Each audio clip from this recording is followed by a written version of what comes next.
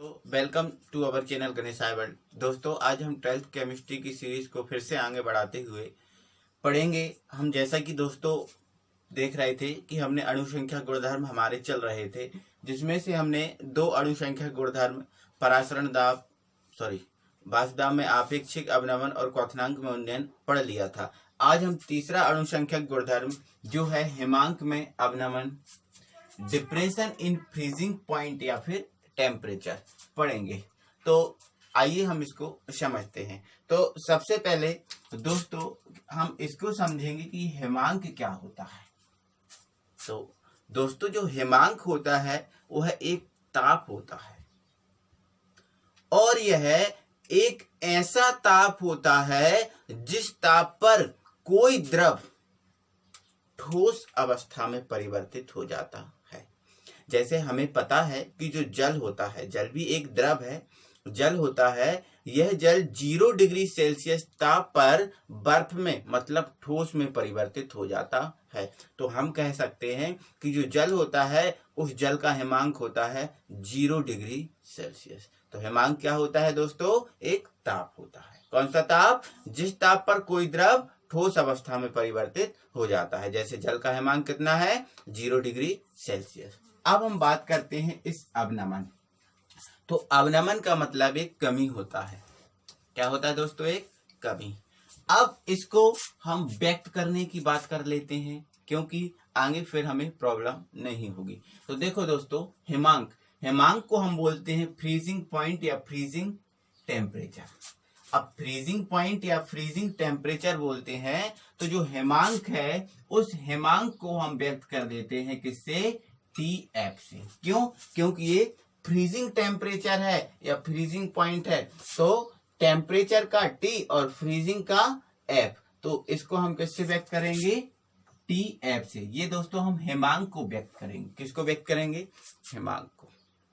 यदि हम देखो ये बिलियन का हिमांक मान लेंगे, क्या हो जाएगा? TF। यदि हम शुद्ध विलायक के हिमांक की बात करेंगे तो वो हो जाएगा हमारा T0F। इसके बाद अगर हम पूरे की बात करें कि जो हिमांक में अवनमन क्या है, तो दोस्तों कि जो हिमांक होता है उसको हम TF से व्यक्त करते हैं, और जो एक अवनमन है, अवनमन क्या है? एक कमी है। क्या है? कमी। तो कमी है तो सीधी सी बात हम कह सकते हैं यह एक परिवर्तन है।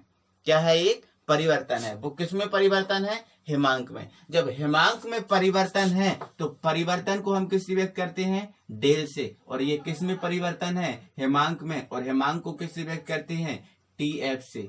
तो ये हमारा होगा डेल TF। तो पूरा हिमांक में अवनमन को हम किससे व्यक्त करेंगे? डेल TF से। और यदि अकेले हिमांक की बात आए तो वो क्या हो जाएगा? TF। तो आइए अब हम इसको समझ लेते हैं। तो इसके लिए दोस्तों मान लेते हैं यह एक कोई पात्र है।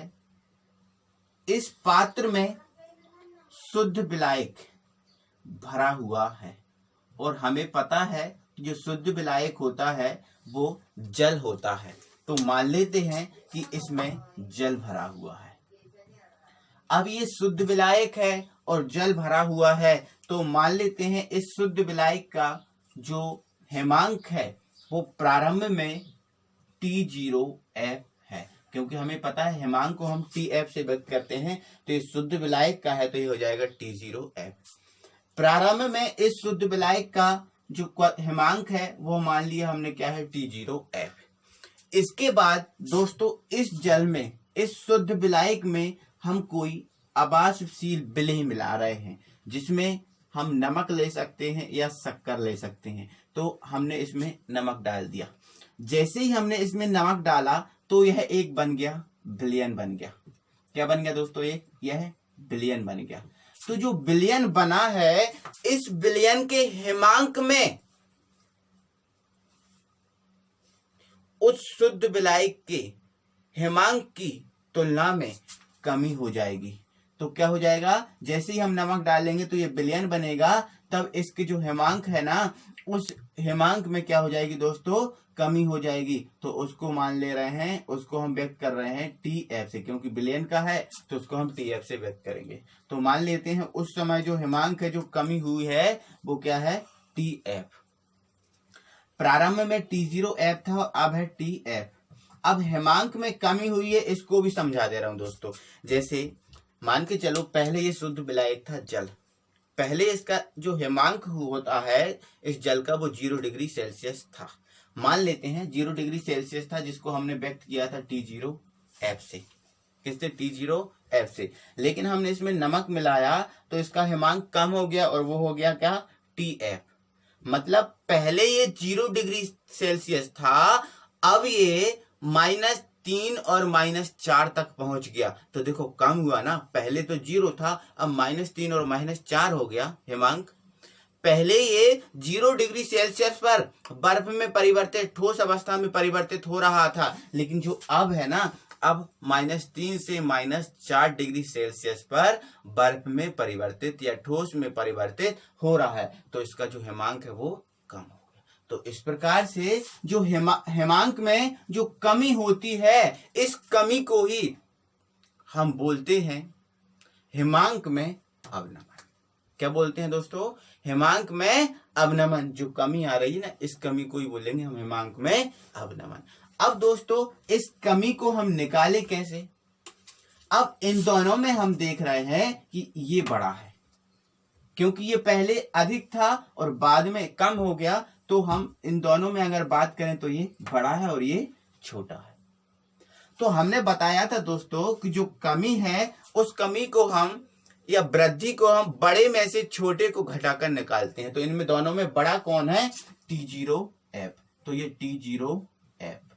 अब छोटा कौन है? TF। तो ये TF। तो T0F माइनस TF, ये है हेमांक में अवनमन। क्या है दोस्तों? हेमांक में अवनमन। इसके बाद अगर मैं इसको आगे बढ़ाऊं तो दोस्तों देखो, मैं देख रहा हूं कि ये भी TF है और ये भी TF है, और ये TF में क्या है? परिवर्तन, क्योंकि बीच में क्या लगा है? माइनस। अब बीच में माइनस लगा है और परिवर्तन को हम व्यक्त किससे करते हैं? डेल से। तो ये लगा दिया डेल, और परिवर्तन किस में है? ये TF में। तो ये लगा दिया हमने TF। तो जो हेमांक में अवनमन आया उसको हम या तो फिर डेल TF से व्यक्त करेंगे या फिर हम किससे करेंगे? T0F minus TF। आइए दोस्तों अब हम इसकी परिभाषा को समझते हैं।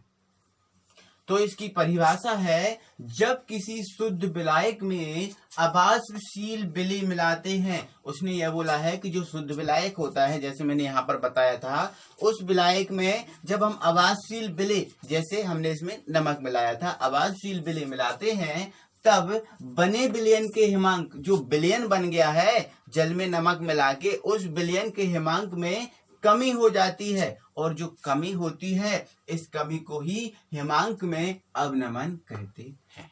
और हेमांक में अवनमन को डेल TF से व्यक्त करते हैं, जैसा कि मैंने आपको समझाया यहाँ पर।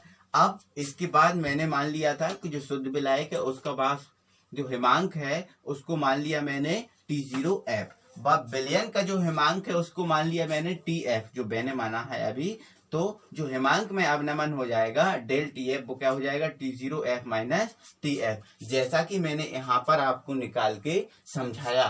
तो हमारे लिए ये ज्यादा इम्पोर्टेंट है समझने के हिसाब से। अगर ये समझ लिया तो इसको समझने में हमें कोई दिक्कत नहीं होगी, क्योंकि जो समझाया वही मैंने आपको लिखाया। तो दोस्तों यह एग्जाम के पॉइंट ऑफ व्यू से बहुत इम्पोर्टेंट है। इसके बाद हम इसी से एक परिभाषा और निकालेंगे, जिसको हम बोलते हैं मोलल अवनमन स्थिरांक। तो हम अब देखेंगे मोलल अवनमन स्थिरांक, ये भी हमारे एग्जाम के पॉइंट ऑफ व्यू से इम्पोर्टेंट है। तो अब पढ़ेंगे हम मोलल अवनमन स्थिरांक। तो दोस्तों जैसा कि हमने पिछली वीडियो में जब क्वथनांक में उन्नयन पढ़ रहे थे, उसमें समझा था कि जो क्वथनांक में उन्नयन होता है यह प्रयोगों द्वारा सिद्ध हुआ है कि ये मोललता के समानुपाती होता है। तो वैसा ही कथन एक अवनमन स्थिरांक जो हेमांक में अवनमन होता है उसमें सिद्ध हुआ है। तो इसमें भी ये सिद्ध हुआ है कि जो हेमांक में अवनमन होता है वह मोललता के समानुपाती होता है। मतलब अगर आप जो मोललता है मतलब विलेय की मात्रा है, मतलब मोललता एक सांद्रता निकालने की विधि है और सांद्रता क्या है? विलेय की मात्रा। तो मतलब जो मोललता है, मतलब जो विलेय की मात्रा है, यदि आप उसको बढ़ाओगे तो हिमांक में अवनमन बढ़ेगा। अगर आप इसको कम करोगे तो हिमांक में अवनमन कम होगा। तो हम लिख देंगे इसके लिए, हम जानते हैं,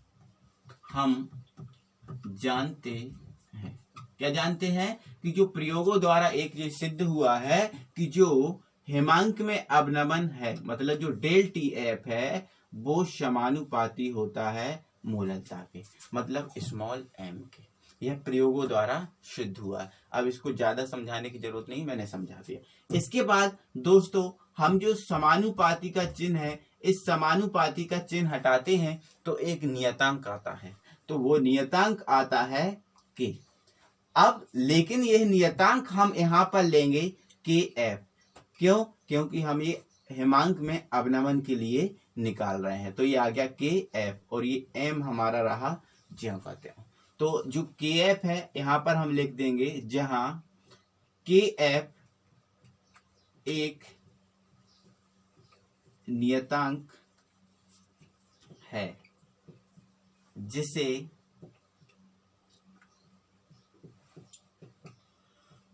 मोलल अवनमन स्थिरांक कहते हैं। अब जो के एफ है वह एक नियतांक है और इस नियतांक को हम क्या कहेंगे? मोलल अवनमन स्थिरांक, मोलल अवनमन स्थिरांक, और यही हमें ज्ञात करना है। तो इसकी परिभाषा हमें निकालनी है। जो के एफ है, इस के एफ की हमें परिभाषा निकालनी है। तो इसके लिए दोस्तों हमें क्या करना पड़ेगा? इसके जो पास में है उसको हम बंद पुट कर देंगे। तो हम यहाँ लिख देंगे, यदि जो m है, m बराबर हम रख दें 1 मोल। क्या रखते हैं दोस्तों? 1 मोल। तो हमने लिख दिया यदि m बराबर 1 मोल। जब m बराबर 1 रखेंगे तो ये हो जाएगा डेल टी एफ बराबर के एफ इंटू 1। इस 1 का कोई मीन्स नहीं, तो डेल टी एफ बराबर हो जाएगा के एफ। तो यहां से जो डेल टी एफ वो किसके बराबर आ गया? के एफ। अगर इसकी हम साधारण परिभाषा की बात करें तो जो हिमांक में अवनमन है वह है या वही मोलल अवनमन स्थिरांक कहलाता है, क्योंकि इसके बराबर जो आया, जो बराबर आया है, तो मतलब जो ये है वही ये है, वह जो ये है वही ये है। तो हम कह सकते हैं कि जो हिमांक में अवनमन है उसे ही हम क्या कहते हैं? मोलल अवनमन स्थिरांक। लेकिन दोस्तों अगर हम वास्तविक परिभाषा की बात करें तो उसको हम देखेंगे ये आया कैसे आया कि जब हमने m बराबर 1 रखा तब ये आया ना। तो इसकी परिभाषा, अगर वास्तविक परिभाषा की बात करें तो वास्तविक परिभाषा हो जाएगी, अतः 1 मोल विलयन के लिए, किसके लिए? 1 मोल विलयन के लिए हिमांक में होने वाली कमी, ये हिमांक में होने वाली कमी है ना, हिमांक में होने वाली कमी को ही हम मोलल अवनमन स्थिरांक कहते हैं। क्या कहते हैं दोस्तों? मोलल अवनमन स्थिरांक। तो इसकी परिभाषा है, अतः 1 मोल विलयन के लिए हिमांक में होने वाली कमी को ही मोलल अवनमन स्थिरांक कहते हैं और इसे हम के एफ से व्यक्त करते हैं। तो ये इजी है, यह एग्जाम में आता है। तो दोस्तों अगर एग्जाम में आए तो आप ऐसा करोगे तो सोने में सुहागा रहेगा। बाकी आप ऐसा नहीं करोगे, आप डायरेक्ट लिख दोगे कि अतः 1 मोल विलयन के लिए हिमांक में होने वाली कमी को ही हम बोलते हैं मोलल अवनमन स्थिरांक, तो यह भी ठीक रहेगा। बाकी आपको इसको याद रखने की जरूरत नहीं है। बस आपको इतना दिमाग में रखना है कि जो हिमांक में अवनमन होता है वो मोललता के समानुपाती होता है। आप इसको पूरा कर लेंगे, ठीक है दोस्तों। इसके बाद हम हिमांक में अवनमन की सहायता से विलेय के आणविक द्रव्यमान की गणना करेंगे। इसे कहा गया है कि आप हिमांक में अवनमन की सहायता से लो, जो अभी हमने हिमांक में अवनमन किया है उसकी सहायता लो और विलेय के आणविक द्रव्यमान की गणना करो। अब विलेय का आणविक द्रव्यमान, तो आणविक द्रव्यमान मतलब m। अब ये विलेय का है तो ये हो जाएगा mb और आप mb की गणना करो। आप mb निकाल के दो और हमने आपसे बोल दिया है कि आप हिमांक में अवनमन की सहायता ले सकते हो। तो दोस्तों अभी हमने जस्ट देखा था कि जो हिमांक में अवनमन होता है वो मोललता के समानुपाती होता है। तो हम यही सहायता लेंगे। तो यहाँ पर हम इसको सॉल्व करेंगे और लिख देंगे हम जानते हैं, हम जानते हैं। अब हम क्या जानते हैं, हम तो यह जानते हैं कि जो प्रयोगों द्वारा एक बात सिद्ध हुई है, जो है कि हेमांक जो अवनमन होता है वो मूललता के समानुपाती होता है। तो हमने लिख लिया डेल टी एफ समानुपाती। आगे हमें पता है कि जो समानुपाती का चिन्ह हटाते हैं तो एक नियतांक आ जाता है बराबर के बाद। तो यहाँ पर वो नियतांक हम लेते हैं के एफ और ये लिख दिया एम। इसको दे दिया हमने समीकरण 1। यहाँ पर हमने एक बात लिख दी कि जहां पर, या फिर लिख देंगे जहां के एफ एक नियतांक है। अब ये कौन सा नियतांक है उसको हमने आगे पढ़ लिया, तो यहाँ पर इसको ज्यादा लिखने की जरूरत नहीं है। अब इसके बाद दोस्तों हमें पता है m। अब स्मॉल m तो हमने पढ़ लिया था, क्या होता है मोललता, और मोललता का फॉर्मूला हमें आता है, हमने पढ़ लिया था। तो यहाँ पर हम डायरेक्ट लिख देंगे किंतु। किंतु जो मोललता होती है m, उसका फॉर्मूला होता है WB इंटू 1000 वटे MB इंटू WA। अब यहाँ पर जो WA है वो ग्राम में है, क्योंकि 1000 यहाँ पर लगा है। तो हमने ये फॉर्मूला पढ़ के रखा है। पहले हमने जब सांद्रता को निकालने की विधियां पढ़ी थी तो उसमें पढ़ा था। अगर आपको नहीं पढ़ा है, आपने नहीं पढ़ा है, तो दोस्तों वीडियो के डिस्क्रिप्शन में आपको लिंक दी गई है, उस पर क्लिक कीजिए और आप उसको तुरंत पढ़ लीजिए।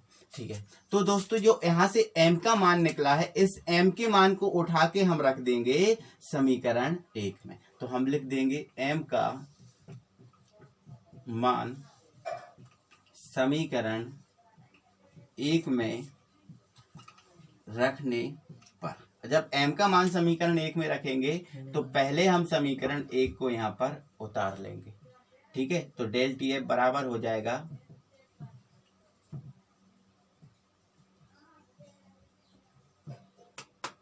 के एफ इंटू एम। इसके बाद जो m का मान है वो हम यहाँ पर रख देंगे। जब हम इसका m का मान रखेंगे तो ये हो जाएगा डेल टी एफ बराबर के एफ इंटू एम का मान WB इंटू 1000 वटे MB इंटू WA। अब दोस्तों अब यहां से हमारा ये फॉर्मूले रखने पर ये आया। हमें दोस्तों यहाँ से पहले से ही पता है हमें MB का मान निकालना है। तो हमें MB का मान निकालना है, तो MB को दोस्तों हम यहाँ ले जाएंगे और जो डेल टी एफ है उसको हम भिजा देंगे यहाँ। तो जब हम ऐसा करेंगे तो यहाँ पर आ जाएगा MB, यहाँ पर आ जाएगा MB। तो MB बराबर हो जाएगा के एफ इंटू WB इंटू 1000। अब यहाँ पर जो डेल टी एफ वो यहाँ पर आ जाएगा, तो ये हो जाएगा del T F into WA। तो यहाँ से दोस्तों ये हमारे MB निकालने का फॉर्मूला आ गया। यहाँ से ये आपको समझ में आया भी होगा। एक बार फिर से बताता हूँ दोस्तों, हमने लिखा कि हम जानते हैं, क्योंकि हमें पहले से पता है कि जो डेल टी एफ है m के समानुपाती होता है, तो हमने डायरेक्ट ये लिख दिया। इसके बाद समानुपाती का साइन हटाया, एक नियतांक आ गया के एफ और ये m, इसको दिया हमने समीकरण 1। अब हमने यहाँ लिख दिया कि जहाँ के एफ एक नियतांक है। इसके बाद दोस्तों हमें पता है कि जो m होता है उस m का फॉर्मूला होता है WB into 1000 upon MB into W। इसको हमने पिछली वीडियो में पढ़ के रखा है। तो इसका फॉर्मूला उठा के हमने इसमें रख दिया, तो हमने लिख भी लिया। इसके बाद हमने समीकरण 1 को डायरेक्ट पहले उतार लिया। इसके बाद हमने जो m है उसका मान रखा, तो ये कंडीशन बनी। इसके बाद हमें MB का मान निकालना है। जब MB का मान निकालना है तो इसको हम इधर ले जाएंगे और इसको इधर ले जाएंगे। तो ऐसा किया तो ये MB बराबर निकला के F dot WB into 1000 upon del T F into WA। यही हमारा MB का फॉर्मूला है। तो इस प्रकार से दोस्तों आज हमने हेमांक में अवनमन को पूरा समझा। तो दोस्तों बस आज के लिए ही इतना है, इतना ही। अगली वीडियो में हम फिर से मिलेंगे। तो दोस्तों हाँ, अगर आपने चैनल को अभी तक सब्सक्राइब नहीं किया है तो दोस्तों चैनल को सब्सक्राइब करके बेल आइकन जरूर दबाएं। Thank you very much.